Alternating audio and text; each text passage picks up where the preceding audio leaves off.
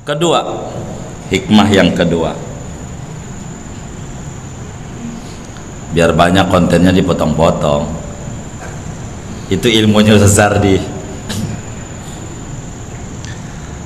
Ma taraka minal kamali syai'an man aqama nafsahu min rabbihi maqama abdihi min nafsihi. Ma taraka minal kamal, tidak akan meninggalkan ia daripada kesempurnaan, syai'an akan sesuatu, man aqama nafsahu oleh orang yang menempatkan oleh dia akan dirinya daripada Tuhannya di tempat karyawannya daripada dirinya. Kata Imamul Haddad, bagaimana cara kita meraih daripada dairatul rahmah supaya kita ghadan fi dairatil fadli? Maka korelasinya saudara, di dunia ini manusia ada dua. Apakah kita menempatkan diri sebagai karyawan, apakah menempatkan diri sebagai bos? Ada dua di hadapan Allah. Ada orang di hadapan Allah menempatkan diri sebagai bos, Allah sebagai karyawannya. Ada orang yang menempatkan dirinya sebagai karyawan, Allah bosnya. Ada. Itu beda-beda saudara, beda-beda.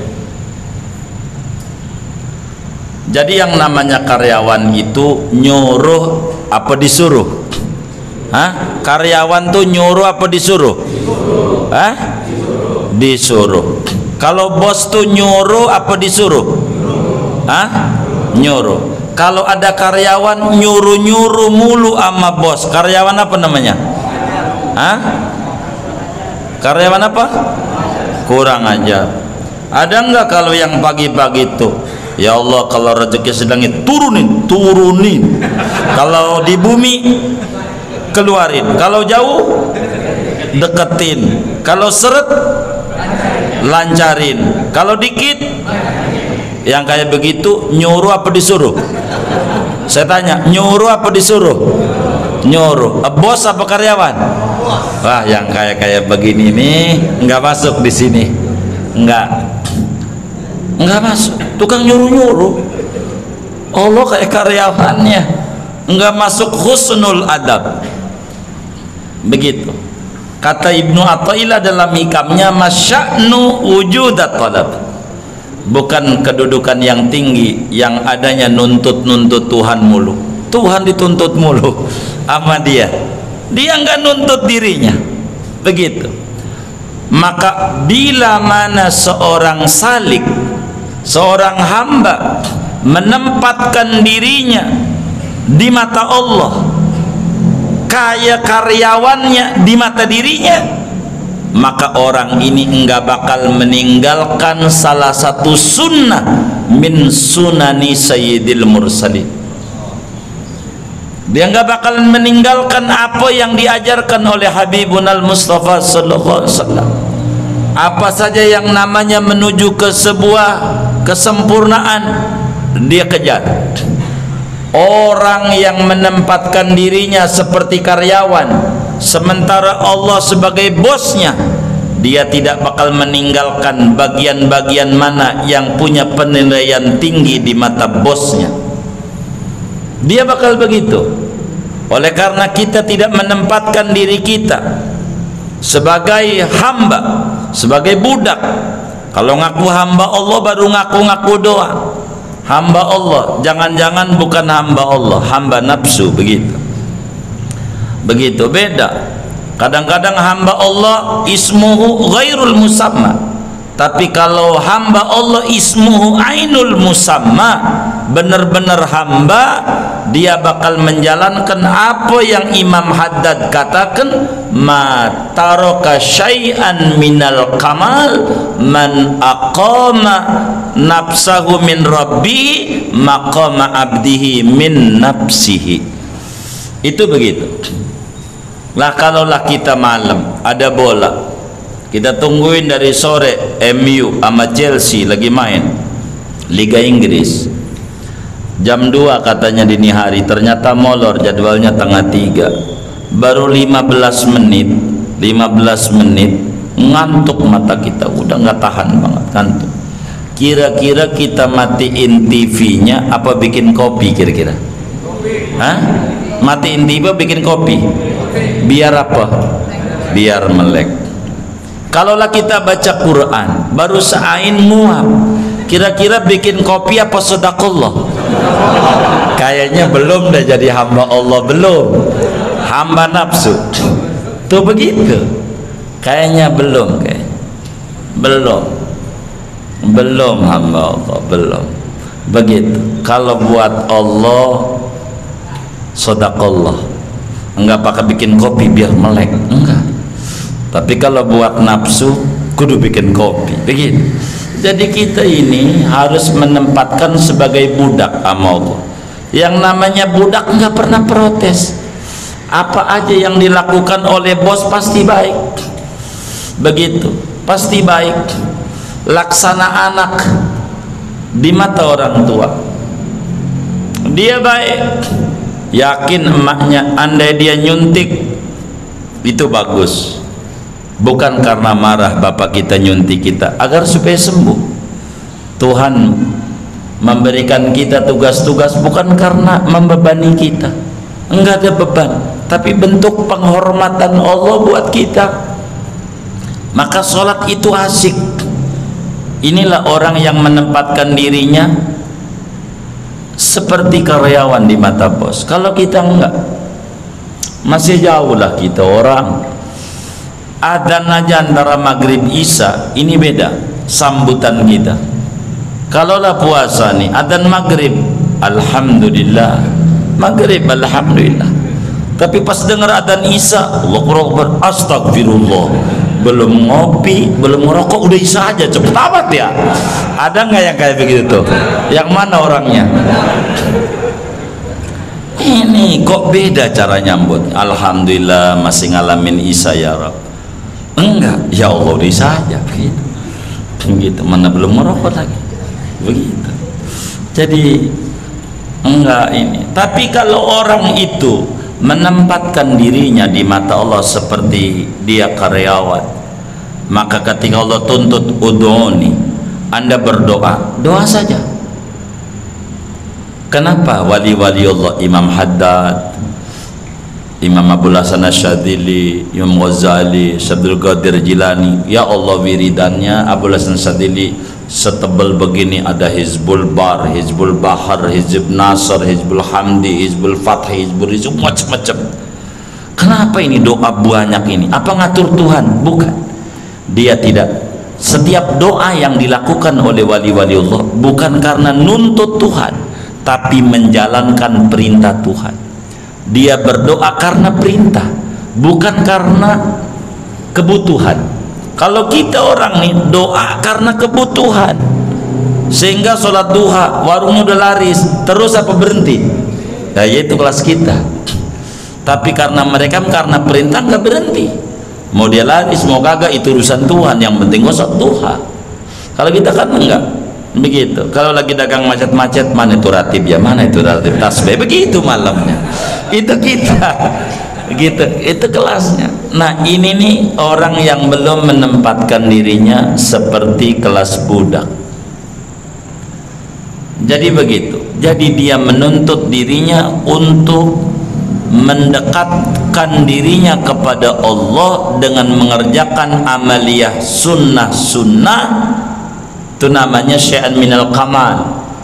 Begitu. Itu begitu. Jadi orang yang menempatkan dirinya di mata Allah kayak budak pada dirinya. Jadi pengennya nih kita bos nih di kantor, pengennya kita karyawan kita tuh nurut sama kita enggak? Nurut. Loyal sama kita enggak? Pengennya kita karyawan kita loyal enggak? Nurut. Pengennya kita karyawan kita nurut enggak? Pengennya kita karyawan kita peduli sama kita enggak? Allah juga begitu. Kalau menempatkan kita loyalitas sama Allah, peduli sama Allah, perhatian nama Allah, ta'alluq dengan Allah. Lembaran-lembaran hati kita dijadikan kayak dompet yang isinya Allah, Rasulullah, Allah, Rasulullah, Allah, Rasulullah, Allah. Karena loya, orang yang model begini bakal masuk pada ahlul kamal, orang yang sempurna. Begitu, orang yang sempurna. Kenapa? Dia mengerjakan yang sunnah-sunnah. Untuk apa? Untuk dia mengerti bahwa dia menuntut dirinya. Dia tidak pernah menuntut Tuhan, tapi menuntut dirinya supaya dekat dengan Tuhan. Tuhan itu dekat, tapi kitanya yang menjauh dengan Allah. Sehingga apa saja dikerjakan demi dekat dengan Allah. Itulah orang yang menempatkan dirinya kayak budak di hadapan Allah. Artinya kita ngaku sebagai hamba Allah. Hamba itu pelayan Allah, pelayan Allah, pelayan Allah. Nah, kalau kita jadi pelayan Allah, itu enak hidup kita. Kenapa duit itu kayaknya musuhan banget sama kita? Karena kita nggak niat jadi pelayan Allah. Kalau kita niat jadi pelayan Allah, maka duit itu sama kita lengket, pengennya dekat sama kita. Kalau kita jadi pelayan Allah tuh begitu. Kalaulah kita pagi, saudara, ada yang datang ke rumah kita ngasih duit 10 juta pagi-pagi, ini 10 juta sian buat THR, begitu. Pulang kampung, takut kamu jadi Bang Toyib doang 3 lebaran nggak pulang, kasih 10 juta. Sejam lagi ada yang ketuk pintu rumah kita, tok tok tok, assalamualaikum, bawa mangkok, minta sumbangan. Pengemis dari 2 orang nih, yang paling nyes di hati kita senang, yang pertama apa yang kedua? Yang pertama. Itu yang membuat kita susah, karena kita jiwanya pengen dikasih. Kalau orang hatinya pengen dikasih mulu, kira-kira ama Allahnya kudu ditakdirin kaya, kudu ditakdirin miskin. Ini saya mau tanya nih, orang yang hatinya pengen dikasih mulu tuh ama Allahnya kira-kira kudu ditakdirin kaya, kudu ditakdirin miskin? Miskin. Jadi miskin itu permintaan kita secara tidak langsung. Kalau kita yang demen adalah orang yang datang kita bantu, orang yang datang kita bantu, menjadi ghausul ibad, nolongin orang-orang, menjadi kasir Tuhan, maka Tuhan demen sama kita. Begitu. Jadi duit itu kayak air laut. Kalaulah tidak masuk dalam kapal, mau banyak kayak apa air laut, nggak berpengaruh, nggak kelebu tuh kapal. Tapi kalau masuk sedikit aja, bocor, itu kelebu. Kalau duit itu banyak kayak apa, nggak masuk di hati, itu dia selamat, namanya zuhud. Tapi kalau duit itu biar punya 1000 doang, tapi nyangkut di hati, namanya dia hubbud dunya. Punya sendal cepit swallow, lili sendalnya, itu lili doang. Begitu sendalnya, di hati sholat, Allah Akbar, sendal gua hilang gak ya? Itu namanya hubbud dunia tuh. Padahal punya hartanya sendal lili, hubbud dunia. Orang punya hartanya banyak di bank-bank, macam bank ada, tapi nggak masuk di hati, itu namanya zuhud. Tuh begitu. Dirinya menjadi kasir Tuhan. Apa yang dia bisa bantu sama orang lain, dia bantu. Itu begitu. Ini nih yang Tuhan demen. Ma taraka minal kamal syai'an man aqama nafsahu min rabbi maqama abdi min nafsi. Orang yang memposisikan dirinya sebagai karyawan Tuhan enggak bakalan ninggalin hal-hal loyalitas, disiplin, rajin, macam-macam kepada Tuhan, sebagaimana menempatkan karyawannya pada dirinya. Apa yang kita pengeni daripada karyawan kita, begitulah Tuhan menginginkan kepada kita. Kita pengen menjadi hamba yang loyal kepada Allah, kita pengen menjadi hamba yang balik sama Allah, kita pengen menjadi hamba yang nurut sama Allah.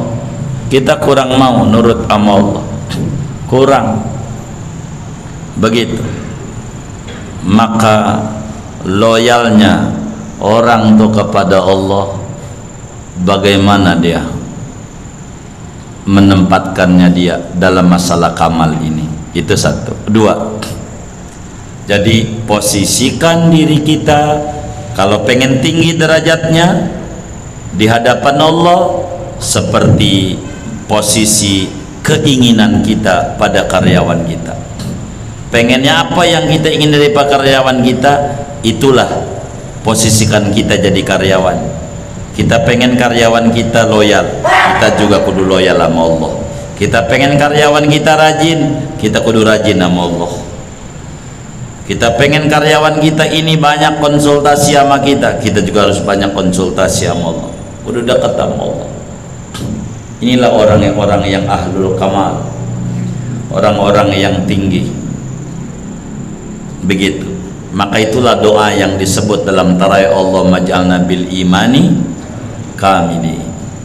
Tingkat-tingkat keimanan yang min ahlil kamal lah, yang orang-orang yang menempatkan dirinya kepada Allah seperti kepengenan dia, bagaimana karyawan dia kepada dirinya.